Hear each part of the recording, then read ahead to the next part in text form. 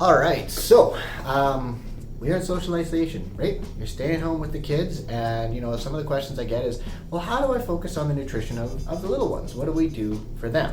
And I always like to focus when it comes to kind of the family meal planning and your children's meals and stuff like that, is I like to make it a family affair. It's something that everybody should partake in. It always drives me a little bit crazy when the mom is trying to, say, lose some weight or manage her weight, and she's making a completely separate meal from everybody else in the family because she has her special meal to help her lose and manage weight, or the dad's doing that or whatever like that, and then they maybe produce something that's less healthy for the rest of the family because, well, that's just what they want. This is really the wrong way to go about it. Healthy lifestyle behaviors and habits should be something that the entire family can partake in. It shouldn't be you preparing a separate meal for yourself to work on your own goals, because that's just not going to be sustainable in the long term. Eventually, you're going to revert back to just having what the regular family is having. And is it really right that you're making yourself this very nutritious and healthy meal and everyone else in your family you're not? I mean, it kind of is counterintuitive in what you're really trying to do and what really is important to you, and focusing on, well, why are we doing this? Why are we trying to change our lifestyle? So I like to get the entire family involved. This is kind of a unique time with the whole COVID thing and everybody being in social isolation. This is could be a real great time for you really to connect as a family and really kind of build on some nutritional habits and stuff like that, and further just become more connected in that sense of things and kind of help each other work through everything that you're essentially going through.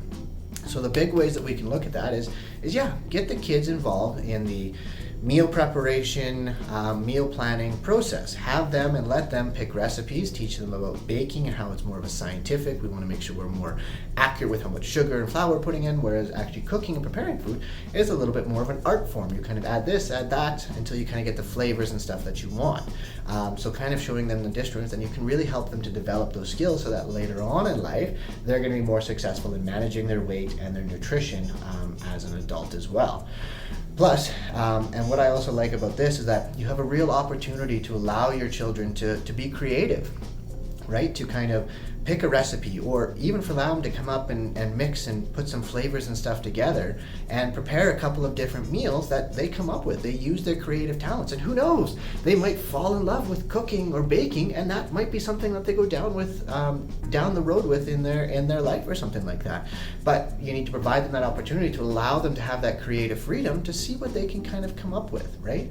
I always love the analogy and the idea that when it comes to, say, a bookstore or something like that, you just let your child run free and find the books and the things that they want to read. Just allow their mind to go wild and allow for that creative aspect to come out. And the same thing should be happening with cooking. Let them pick the recipes, try things out, learn their flavors, learn how to develop these skills, and just how much joy can be taken away from cooking, baking, and that sort of thing.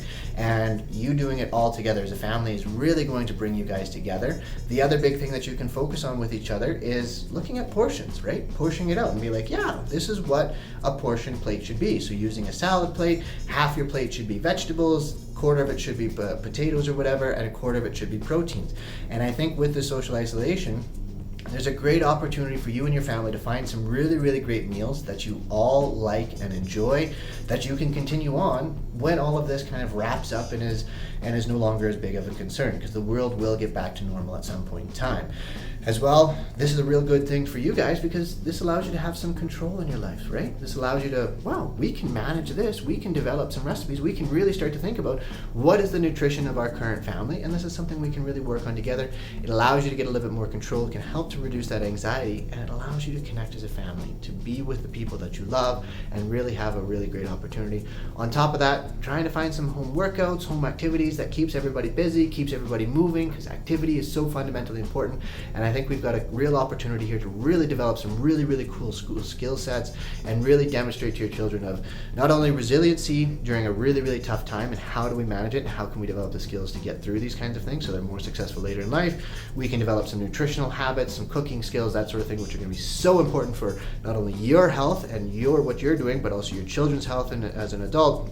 And also kind of figuring out maybe some activity routines, right?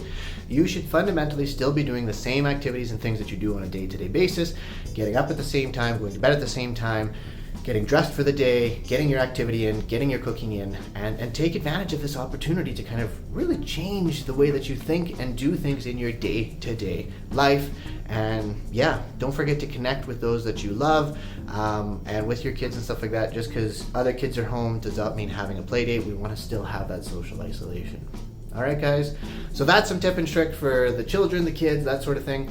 Give it a shot, see how it goes, and yeah, would love to hear you guys' feedback on healthcareval.ca. Healthcare Evolution is the Facebook page, Instagram, Twitter, @DrDan_AG, and TikTok now, Dr. Dan AG. All right, guys, have a great one.